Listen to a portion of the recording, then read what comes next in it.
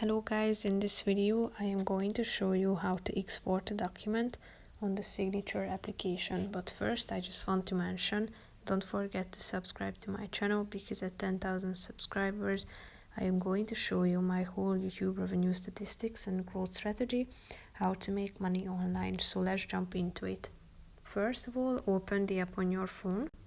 Tap on this button in the upper right corner of the screen and select your document. So tap on this circle until the check mark icon appears. Then click on this export button down below and then select one of your contacts. Here you can also forward it via AirDrop, via messages. If you tap on the messages, you can see how it looks like as a PDF document. All you have to do is searching for a contact.